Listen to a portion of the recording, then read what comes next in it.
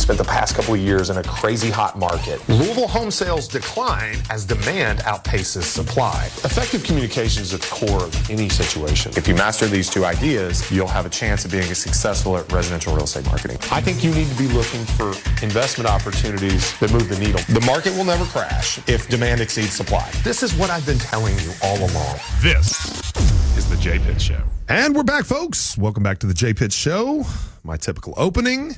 I'm your host, Jay Pitts. I'm here with Ryan Harris, my co-host on Talk Radio 1080. Like I said, this is the Jay Pitts Show. Got a great show for you today. Ryan, why don't you tell them what it's all about? Yeah, I think it's, let's just open with, so last week we ended the radio show talking about, would you take $5 million if a tortoise was chasing you for your entire life? Their only purpose was to catch you, and if they do, they kill you. You know, I said I'd take the money. Jay said he wouldn't, and then our producer brought up a great point after that I thought we should definitely bring up. What happens if you're in the hospital or incapacitated from a car crash and you can't move? Still not changing my answer. I'm taking the money. Still taking the money. Hannah, what about you? Thumbs up for taking the money, thumbs down for no. She's taking the money, so we're 2-2. Yeah. Well, right. He didn't give his answer, so. Yeah, well, I get you. I know Jim said he wouldn't take it. Okay. Jim said no. So I guess if you want to listen to that whole conversation, it was good. Hop over to wherever you listen to podcasts, Spotify, Apple. Yeah, jump over there. These are all online. So if you want to hear that conversation and maybe get dumber listening to it, I'd go over there. Ryan's going to live on an island. So then he gets to have his iPhone. I didn't say I would even though live he on doesn't an have island. a signal, but he doesn't need shoes and no tortoises can reach him. I said I would fly over water. You don't have to go to an island where they have to swim to you. I love it. They will swim. They will swim to you. It's the only purpose in life, Ryan. I don't think tortoises can swim, but they float to you. Okay. Anyway, all right, moving on. What do we got for today? Let's open it up with the consumer real estate question of the week. They said, hey, Jay, I want to do some home repairs, but I don't know who to trust. I don't know who to call, what companies I should reach out to. Really don't want to hire the wrong people. Should I talk to my real estate agent for referrals, or is there another place I can go to? I think your real estate agent is a really, really good resource that presumes that you like your real estate agent, right? Which some people don't. We hope you do. So we hope you do. If you're our client, we certainly hope you do. If you're someone else's client, maybe you don't have to like them so much. But no, just kidding. I think a good real estate agent can absolutely provide you with referrals on almost any trade.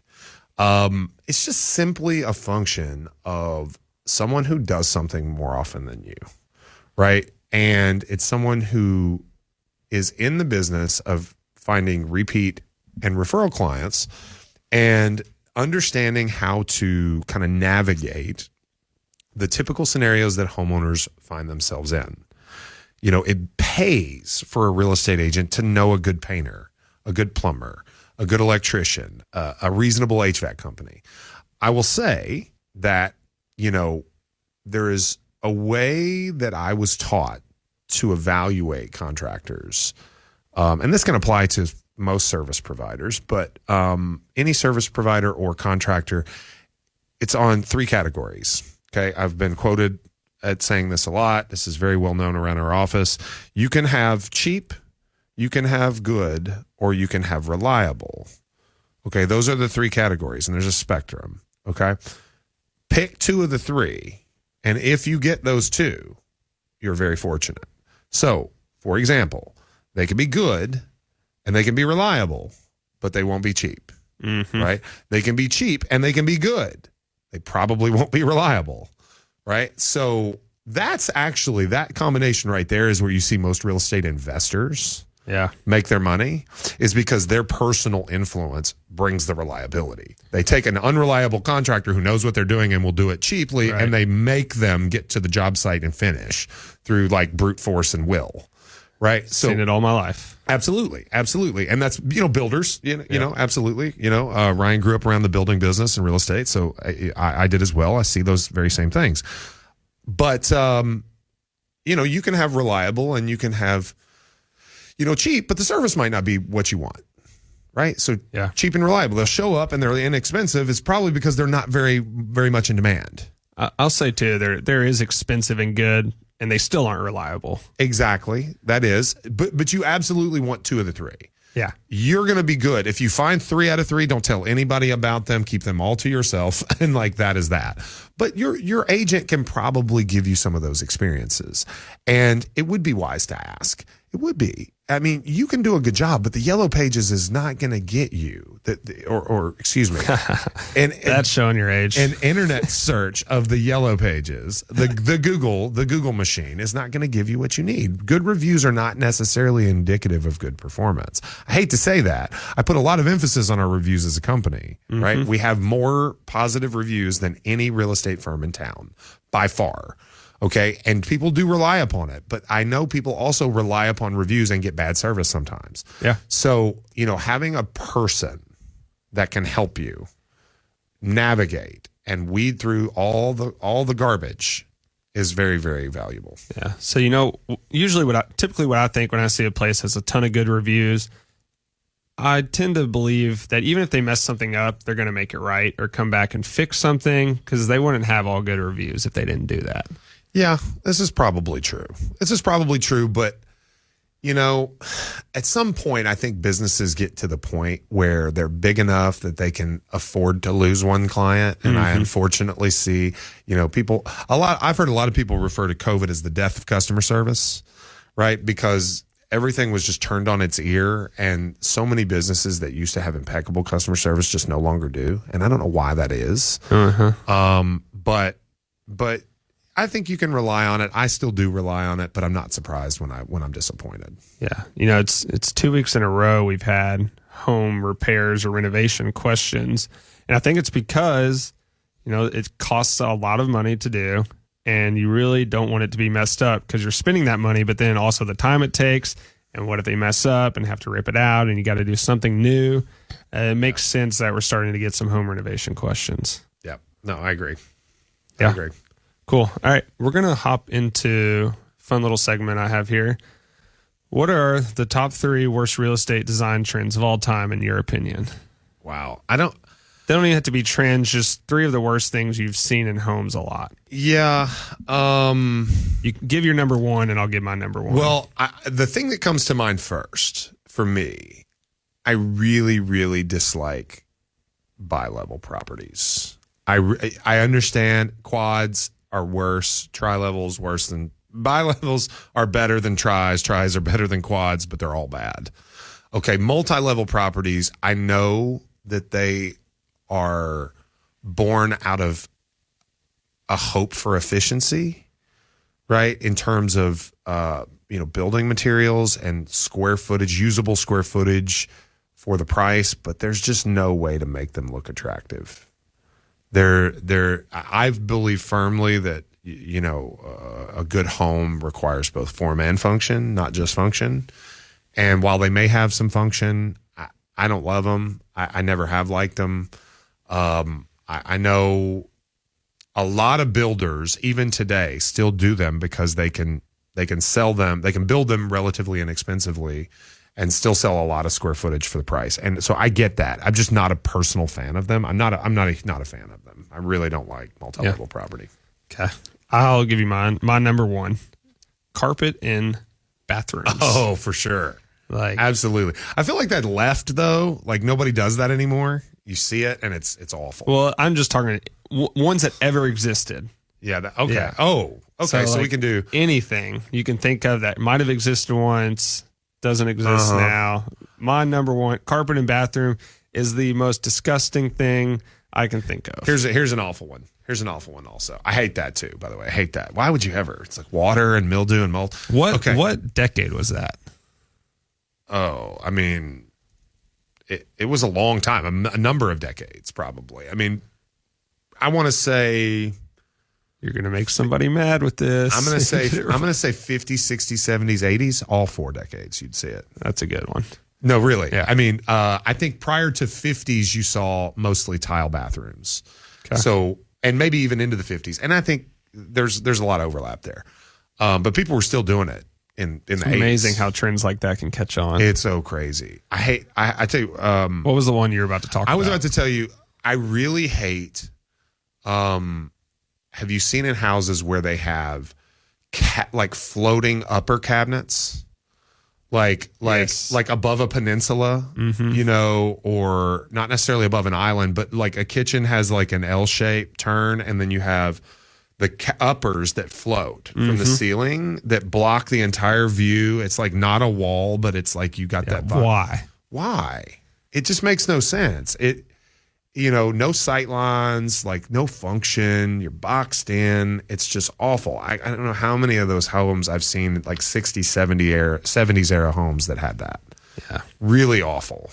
It's interesting too how, a lot of older homes were very individual rooms, and that seemed to be a trend, and now that's completely going away, it feels like.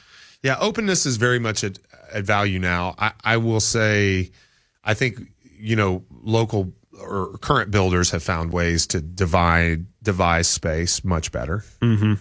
For sure. So, all right, we're going to cut to a few ad sponsors, and we're going to keep talking about this when we come back. We're not going to switch it up. We'll be back here in a sec. I'm your co-host, Ryan Harris, Jay Pitts Show, Talk Radio 1080, Real News, Real Talk. See you in a sec.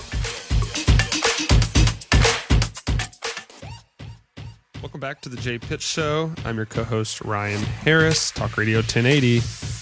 All right, we were just talking, I gave my 1-for-1 worst real estate design trends of all time, and that was carpet in the bathroom. I know you remember it, but that house that the team sold that had carpet on the ceiling and walls and floors. In the attic. It had it in the attic too. I was there. I saw it. I didn't get to go in it. So that was a referral to me, and our friend and coworker, Mr. Phil Wonderlick, helped me with that listing, and he and I went and met, and I don't mind sharing the story. It was a gentleman who was a widower for a couple of decades. Wife died a little young. He was an engineer at GE and was do-it-yourself kind of guy, just very, very adept, very talented. He had like so much electric running that house, like that was totally to code and he had like labels and like, banks of switches with like labels and stuff. And like he had this really intricate workshop that he had built. It was really awesome. But he loved carpet. I don't know if he just didn't like sound or, like to be quiet or whatever. Like the fact that it was very well insulating. I don't know. But like we literally popped the hatch, like the fold down hatch on the attic. And he's got like one of those fold down stairs and you walk up and the roof decking, the backs of the roof decking had carpet stapled. Every rafter. It had like blown in insulation, like cellulose insulation, but then he wrapped it in carpet. So you just look out across the attic and it's all carpet. You can take a nap anywhere in that house. It was wild. I'm just picturing somebody with a vacuum holding it above their head on the ceiling. Dude, it reminded me like a cat tower. Said it was the whole thing. It was clean too. It was clean as can be. Like just insane. Clean. And like, we talked to the agent that sold that house, that represented the buyer ultimately, and just talked about like demoing some of that because, they were going to renovate. It was in a great neighborhood. It was a good price. Fella just wanted to move on. And so, they said like, you have no idea. Like it has so many staples in that carpet. Like it took like a literal like year to demo out all that carpet. Like were there pictures of that? That was one thing. I don't remember seeing we sold it off market because they were concerned about having a whole bunch of people walk through. Makes sense. And so I don't know that we do have photos of that. But, it was a great house. It was the most well cared for listing I've sold in a long time. I was about to say, I bet a cat would love that house. Just man. Running everywhere like you said, up on the walls. It's like it reminded me a lot of things because they had like some support poles and they were wrapped in carpet. Like reminded me of like the cat towers you'd see. Gotcha. All right. I guess some more design trends questions for you, Jay. Are there any trends that have left real estate, in homes, but they're starting to make a comeback? Yeah, or just any you can think of ever. Well, we saw that a lot with like with wood accents, like shiplap has been a big thing. Shiplap's already kind of like come and gone in the last 5 years, but shiplap was one. Board and batten is another. Basically anything. Those are somewhat timeless. It's really just like I think you have to consider how designers have to continually push the envelope right, to grab attention. And so inherently, any trend that is popular is ultimately ruined by people that take it too far. Yeah. I've got a little bit of shiplap in my house. We renovated it a couple of years ago. I think it's tasteful. It's white on white. It's not crazy. I don't have shiplap or barnwood baseboards, right? Barnwood was one that came and went really quickly. I saw a guy renovating houses, really funky flip houses, and he would build custom barnwood cabinets. Like, who wants to grab a plate and get a splinter? Like, that stuff just doesn't make a lot of sense to me. But, come and went, those are some of them. I think furniture vanities are kind of a come and go kind of thing. You know what I mean? Like, you get the glass bowl that sits on top of like the oak cabinet, and like you got like a copper pipe coming out of the wall. That comes and goes, man. That's not really that barn, that farmyard, kind of chic kind of thing is not really a thing anymore. I don't know. There are some that stand the test of time, though. That's for sure. Do you think? I knew I wanted to ask you this at some point during this recording, but do you think brick homes painted white will ever go out of style? It's been happening for a while now, and people still seem to love it. People love it. You're seeing a lot of the black windows, black gutters, black trim on white painted brick. I don't think it will ever go out of style. Painted brick has always been a thing. It is much, much more popular. I will tell you, like, we bought our house. We weren't in love with, it's got cherry red brick and chocolate mortar, and it's got multicolored stone on one of the gables. We didn't love it. It wasn't our thing. We got a good deal on a house that was a size that we were having a third child. We'd never have to upgrade ever again. We got low rates. We were in a really good situation, and we talked about painting, but we just can't ever get together on what we would want forever. Yeah. And white fades.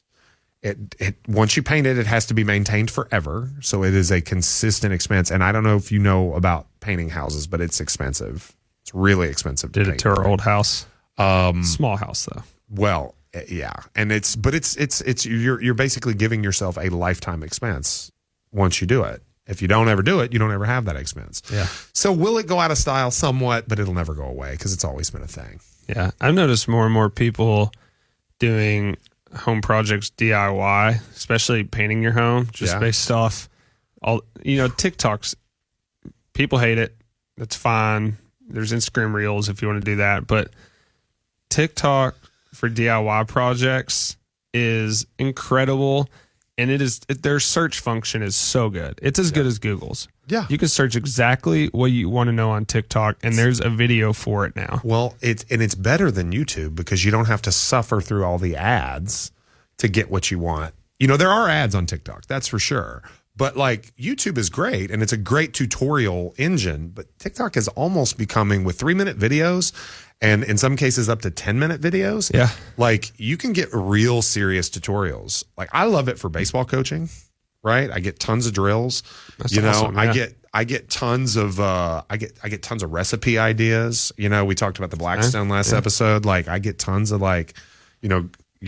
griddle. I'm gonna throw the griddle on my grill outside and make breakfast. Like, I get tons of ideas. But so yeah, I search for that stuff. Yeah, it's great. Now we'll say YouTube ads, you can get those gone. Right. I pay $15 a month for YouTube Premium, and I've told people I think it's probably one of the best purchases I've made in the last couple of years. There is no telling. I watch YouTube all the time.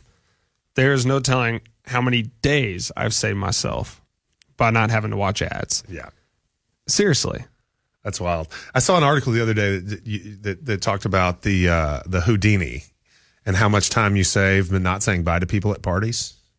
Well, it's like I haven't heard that. Over their lifetime, it's like 2 days, 2 full days you spend saying bye to people. If you just leave a party without saying goodbye, you'll save yourself 2 days of your life. So I'll tell you what I've got pretty good at as I've got older. The Irish goodbye when you're at a party drinking with friends. I'm getting good at those. You know the Irish goodbye. Yeah. Just you don't go. say goodbye. You just don't. leave. You just leave. That's hey, what I'm going to the bathroom. We call Gone. it the Houdini. It's just the disappearing Okay. act. It's the same thing. It's the same thing. You just disappear. Yeah. No, you don't even say you're going great to the life bathroom. hack. You don't even say you're going to the bathroom. You just leave. Yeah. You just kind of sneak away. Sneak You away. get really good at it as you do it more and more. I love it. All right. So are we going to talk more design trends or are we good here? I think we're good here. Yeah. I will say, I do want to say one that I think stands the test of ranch homes. Yes. Ranch homes will always be a thing. There is absolutely a market, and it's not just for aging individuals. The size of the rooms in a ranch, a vault, a high ceiling on a ranch home, nothing feels more open and spacious. Yeah. Than a high ceiling ranch. Can you think of any more terrible design trends that you just never want to see again? I think mini houses or that kind of thing. It's not necessarily a trend. It is a trend, but this idea that people want to live in 200 square feet just like really irks me. Nobody wants to live in 200 square feet. Like people tolerate 200 square feet. And if they do, they want it to be one that moves on four wheels that takes them around the country. Exactly. And that's fine. And so there's a lot of people we can live as a species a lot of different ways. You can live in a 300 square foot Manhattan apartment, right? With no laundry and no, a communal bathroom if you want. But like nobody wants a tiny house. Yeah. They settle for a tiny house. Yeah. I guess I thought of another one, just terrible wallpaper on every wall. Grass cloth. I almost said grass cloth. Grass cloth, I'm not a fan. People still use it in time to time. I know. I'm just not a huge fan. Yeah. And I think wallpaper is actually kind of slowly making a comeback. We've got wallpaper in my house, man. Yeah, it's got to be tasteful, though. Really nice wallpaper. Heavy-handed stuff is really I'm talking more like the 70s wallpaper. Oh, yeah. And the only reason I know that's from that 70s show. There you go. Which I don't get to watch anymore because you have to buy it on Vudu, basically, now. It's not on Netflix. That was one of those shows we'd always fall asleep to, leave on. Yeah. But, all right, we're going to cut to a couple ad sponsors. We'll be back in a couple minutes. This is the Jay Pitt Show.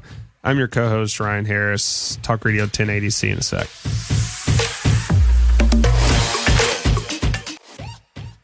And we're back, folks. Welcome back to the Jay Pitt Show. Talk Radio 1080. I'm your host, Jay Pitts, here with Ryan Harris. Ryan, are we going to pivot to real estate shows, real estate television? We can. People like watching them, so maybe they'll like us talking crap about them. I don't know. Well, so you're assuming that that's where we're going, but I don't know that I can answer all of your questions about this because I don't watch very many. But I tend not to also, so let's see what we can talk about for 11 minutes. We'll get it. What do I think is the least realistic real estate show of all time? Yeah. I will say this.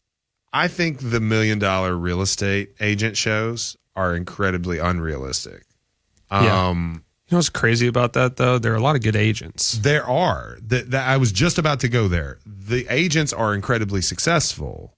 And I think what makes them successful is they understand marketing, right? And they understand the reach of television. They understand how to be, that they can set themselves apart by being featured. And they don't even call out the fact that these are so unrealistic because the net benefit to them is so great. Yeah.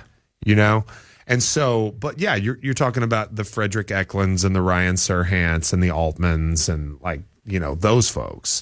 Those are incredibly formidable real estate brokers. They sell hundreds of millions, if not billions of dollars of real estate each year. And, I think most of them has expanded into different markets and things like that. So yeah, they are incredibly successful, but to watch the way that they negotiate a deal on those shows and the things that the buyers and the sellers say and do, it's just incredibly disingenuous. A lot of it could get them in actual trouble if they were real conversations too as an agent. Yeah. I'm sure they have really expensive attorneys and I'm sure people have tried to come at them for these things. But yeah, I think shows like just, breach of confidentiality, not, taking care of your fiduciary duties, potential fair housing stuff, probably at times. I mean, there's really some no-nos on some of that like salacious behavior that you see. It's pretty crazy, to be honest. Yeah, and like you said, they are successful. Ryan Serhant is opening a countrywide brokerage right now. Yeah. I mean, it's just called Serhant, right? Yeah, that was his team. That was his team name. I think he's opening a countrywide brokerage now. There's possibility for that. I mean, they're all very successful people, most of them. Not even most of them. All of them were very successful. There's been a couple of them. There was one in New York that left the show and got out of the business, but he's a success. He's a success at something else now. We've talked about Frederick and his startup. I know you probably had. Is it James Harris? He's LA. No, Harris is good. He's great. Good. Harris is good. No, there's one in New York. He moved to Spain. He was from Spain originally, or his parents were. I don't know, but they're incredibly disingenuous in my opinion. Yeah. I know some of those people in those markets that are really like competition and very credible individuals, and they all say it. Yeah, they get it. They're good guys. Yeah, they get it. They know it's a joke. Mm-hmm. They play along, but they make a lot of money. They make a lot of money doing that joke. And I tell you, I really love what James Harris is doing now with the Blueprint. Yeah. He's really trying to provide actual value to agents with his media company and podcast, and it is a lot of good stuff too. The same principles that applied to multi-million-dollar homes applied to agents selling homes here in Louisville. Mm-hmm. So there is, they are good agents. They know what they're doing. Just the shows are. Yeah. I would say Selling Sunset though. I've never watched it. I've heard, but I've never watched it. It's got to be just like a soap opera. It's crazy. Apparently, the homes they say they list, they don't actually ever list. Like 99% of it is completely made up. Okay. Wow. And it's just they find nice homes, and they have these crazy broker opens where they spend like thousands and thousands and thousands of dollars, and the agents just fight at the brokers. So for example, right, in Southern California, in SoCal, I know a guy that literally spent $500,000 on a marketing video for one of his listings. How's that even possible? $500,000. Well, because he understood something. He understood, and it was you could pull it up, Ryan, if you've never seen it. It's the Teach Me How to Duffy video, okay, that was a spoof on Teach Me How to Dougie, and he hired the actual rappers. Okay. That's saying, now I know. Teach Me How to Dougie, and they performed it. And if you're not aware of this, a Duffy is an electric, it looks like, it's like a water taxi. And apparently on these like ocean fronts, right, that have these inlets, these uber wealthy people buy these, $50-100 million homes, and they all have docks for their big boats. But then they go back and forth to each other's houses across the bay, and they ride a Duffy. And so he had this like $200 million listing. I'm not joking, $200 million listing. And he came up with this idea to do Teach Me How to Duffy. And he hired the actual rappers who are there in LA. And he did this video, and it went crazy viral, like 10 million hits. This is 3 or 4 years ago. And, his name's Tim Smith. He has a media company he calls Smith Films, and all he does is make real estate videos for his listings. But he goes on a listing presentation. He says, we'll produce something with Smith Films. And they hire actors. They do. It's crazy, right? It only plays in LA, right? But this is total LA stuff. But he spent $500,000 on this thing. That's insane. And you're not guaranteed to sell. But you're not guaranteed to sell. But what he was guaranteed, at least in his mind, was the notoriety, the marketing, right? And to a guy that sells multiple listings like that per year, hey, might be worth it. Yeah, thinks big. I can tell you that. Gosh. I mean, I'm just trying to figure out the commission on a $200 million. I was going to ask you that. I mean, it's $6 million. So he spent. If he got 3%, which we don't know. Yeah, maybe. But maybe. All right. Do you think? I always wonder this. How much do you think these reality TV shows have influenced the consumers and people's expectations or perceptions of how the real estate market works? I think it actually influences quite a bit, or it has. They've continued to have to top themselves, like you said, Selling Sunset. I've never seen it. That seems like a step above even $1 million real estate agent. Drama, right? I mean, I even go back to the like house hunters and like the low budget ones that are, where they joke about like the professional tiddlywinks player and the barista buying a $1.9 million property, right? Like I think they've become incredibly, salacious and over dramatized, and so maybe less today than original. But I think when they first started, they had a ton of influence. I used to get tons of questions that people would say, "I saw this on. Is this true?" And now it's just like, I think it's lost some legitimacy, and I field fewer of those questions, but I think it has some influence. People literally used to tell you. Literally, I saw this on House Hunters, or I saw this on HGTV. I hear that I should do this to my home to make it worth more money. So it was more about Property Brothers said this. Questions on their property and what they should do to it. Some of that, or issues with a home that had been over dramatized in a buyer seller scenario on one of these shows, and like, I shouldn't buy it because it's got a crack, this kind of crack or whatever. You know what I mean? Like that kind of thing. Probably influence how fast they think renovations can get done. It absolutely does. I mean, it influences, I think it has influenced the way consumers feel like they need to talk to contractors in a lot of cases. What was the show called? This is pretty much the only real estate show I ever liked. And I wouldn't even say it's technically a real estate show, but it's where I'm forgetting the name, but it's where they go move that bus. That bus moves out of the way. That was the Extreme Home Makeover. Yes. Which was actually here in Louisville twice, and Elite Homes, Rocky and Joe Pusateri, the original owners and founders of Elite Homes, were actually the builder for both of those. Gotcha. Yeah. That was pretty cool. It's just because there's good stories involved too. Absolutely. It was always in a situation where it was somebody who had been through a pretty intense hardship. Yeah. I had no idea they were here twice. Yeah, they were here twice, and one of the homes is actually really close to the Shriners location over in Buchel, kind of not too far from GE. Buchel Bank Road, actually. You turn it on Buchel Bank Road, it's back in there. Cool. House is still there. Looks great. Wow. All right. What are you looking up over there? I was trying to figure out how many hits the Teach Me How to Duffy video had. I was going to look it up, but I didn't want to. Smith Group Films presents Teach Me How to Duffy. This was in 2018, I guess, so 5 years ago. Longer than I realized. I'm going to put it on YouTube. If I get a sound here, you said how many hits it has, so you say hits, not views. Well, whatever, hits, views. I'd be this particular one. It looks like they've got multiple. This one has 10,000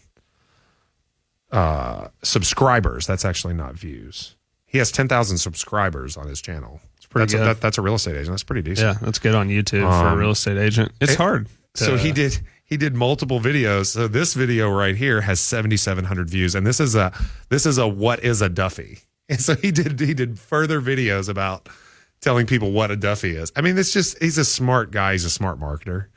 No, it's great. But it's like you said, that's literally only something that works in LA. The overblown, or maybe New York. Yeah, but I think New York's got a different culture. New York's a deal culture. It's like a barter culture more. LA is like, it's better if you pay $10 million than $9 million for your house in LA. Yeah. Makes sense. All right. We're going to cut to a couple ad sponsors. We'll be back on the Jay Pitt Show Talk Radio. I'm your co-host, Ryan Harris. See you in a sec. And we're back, folks. Welcome back to the Jay Pitt Show for segment 4. Last of the day, Ryan. This is usually when we get a little silly. Yeah. I wonder what you might have in store for me today. I don't have much. Not Nothing much? too silly. I have actual questions today. Okay, no would you rathers? No would you rathers. I could find some if you want. No, it's all good. It's all good. What I wanted to ask, so we've talked about all these reality TV shows, real estate reality TV shows, and how they're not really realistic, but they do have major influence on consumers. Why do you think there hasn't been an actual reality TV show just covering a real brokerage? Because I think it would be pretty dang entertaining. I think it would too. Why? I don't know. I think there's not enough.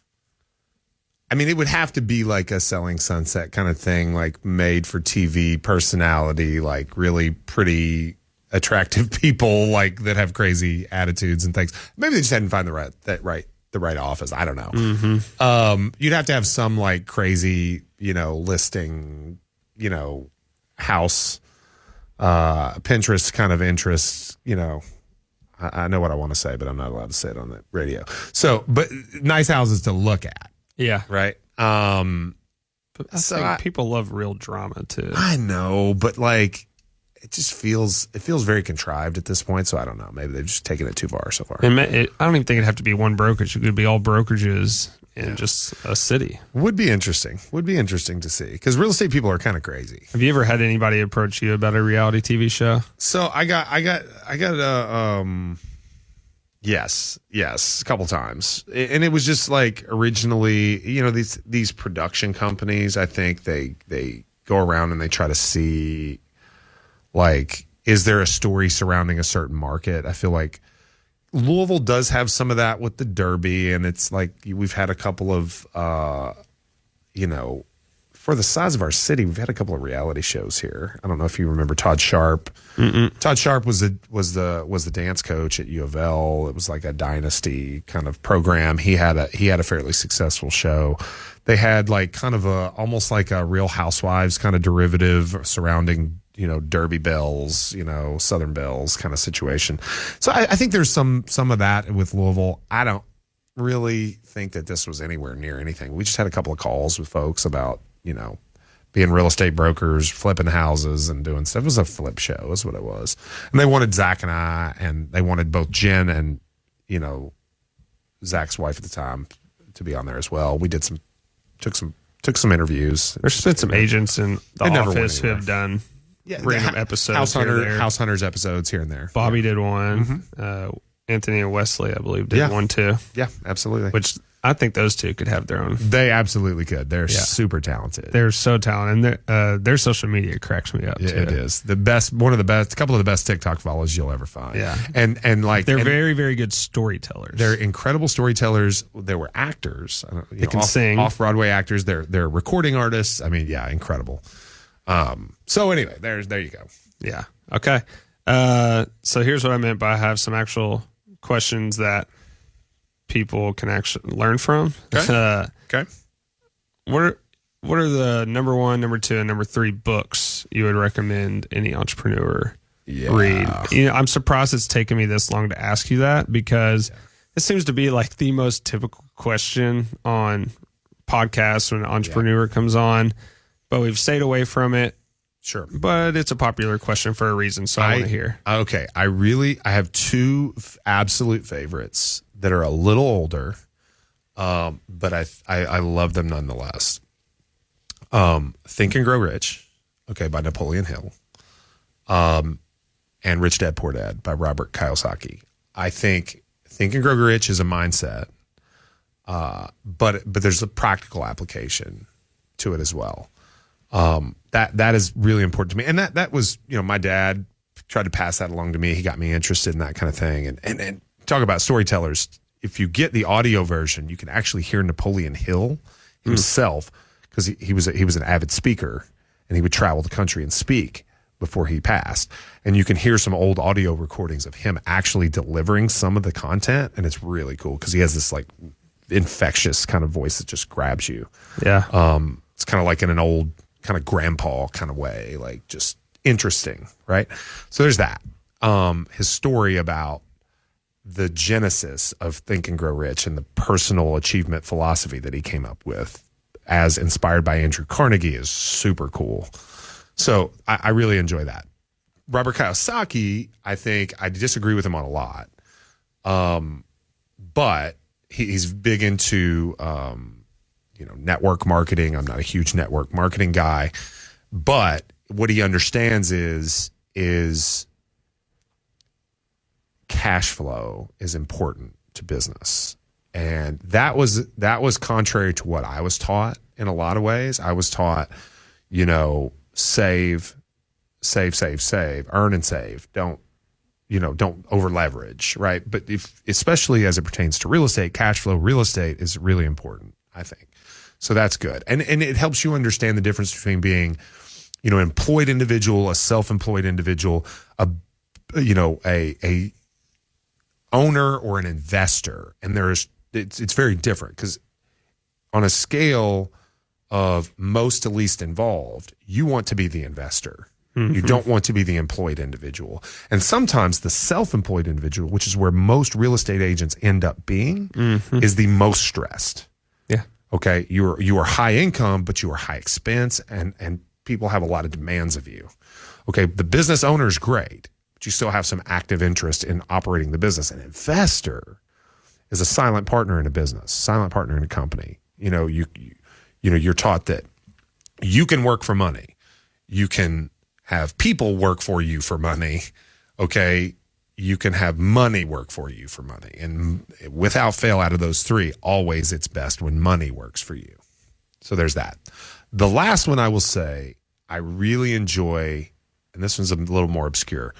I really enjoy Unbeatable Mind by Mark Devine. He's an ex-Navy SEAL. It's not David Goggins, right? Which I like David's stuff too. That was all cool. But he really gives like practical application on mental strength. Talks about box breathing. He talks about, the importance of like controlling your emotions. A really good book. It came out probably 10 years ago. So it's not, rocket fuel or like any of these current books. I've really frankly checked out on a lot of business books in the last 5 years or so.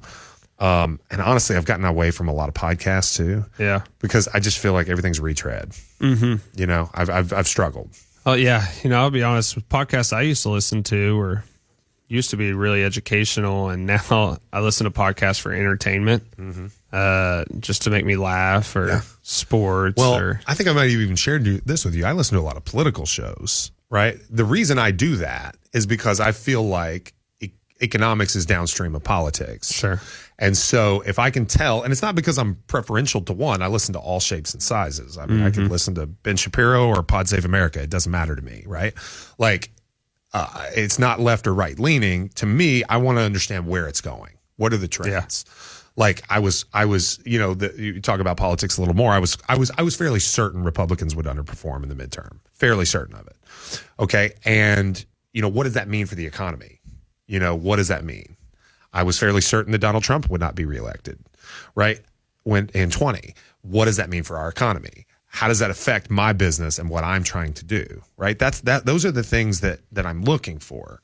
And, if I can do that, I think I can lead my company. I can lead my people better.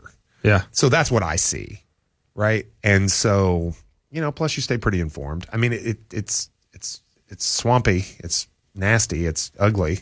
So you can only do so much, but that's most of the podcast stuff that I listen to. Yeah. I tell you, I haven't really been reading books lately. It's mostly audiobooks through Audible. I get one credit a month, and that's the thing. I've been running a lot, and that takes time, and I've really got through some good books while running. I will find myself at points checking out and then have to put something else on. There's only so much time I can run and focus on a book, but there's one I'm listening to right now that I found myself, it's very easy to listen to and focus on and understand what they're saying. And it's called The Courage to be Disliked. Oh yeah. And I'm still in the beginning kind of, but it starts out with there's a student and a philosopher, and the philosopher is basically arguing the world's simple, everybody can be happy. And the kid's like, no way. My whole point of this is to try to ask questions to disapprove this. And the philosopher's like, great, let's have this conversation. And they're talking back and forth. And for some reason, when it's two people talking to each other, it's very easy to just listen to it. I agree. I'm enjoying it a lot. I think it could end up being one of my favorite books of all time. That's very cool. Fierce Conversations is a good book too. Fierce Conversation. That's an old one, and I'm blanking on the author's name. It's a female author, and I'm blanking on her name right now. But Fierce Conversations is good. So I just started. Also, I'll say before we got to wrap up, I started listening to the Bitcoin Standard again. Oh yeah, I've read it once, and I'm listening to it on Audible, and it's just so funny. When it was written, the price they're talking about, and what could happen, and where the price is at now, and like basically what they've said is coming true, and it still looks like it is. So it's kind of outdated, but I still recommend that's a book everybody should read. Okay. I still don't think you have. I've got it on Audible. I'm about, 25, 30% through. Gotcha. I just fizzled out. But like so much was going on at the time that I got interested, and then the price collapsed, right? And I'm like, okay, well, interesting, and I moved on. But all right, guys, I think that's all we got for today, right? Yeah, that's all we got. Awesome. Thank you guys for joining. As always, we appreciate you every week. Check us out on all the socials. You can find us pretty much anywhere. Ryan and I are on all the socials. At J Pitts Realtor, mostly for me. If not, just Google me, find me. You can pretty much find me on any of those channels. But any way you want to engage with our content, we would certainly appreciate it. And we certainly appreciate you coming back every week. That's all for this week. We'll catch you next time on the J Pitts Show on Talk Radio 1080. I'm your host, J Pitts. For Ryan Harris, we'll see you soon. Peace.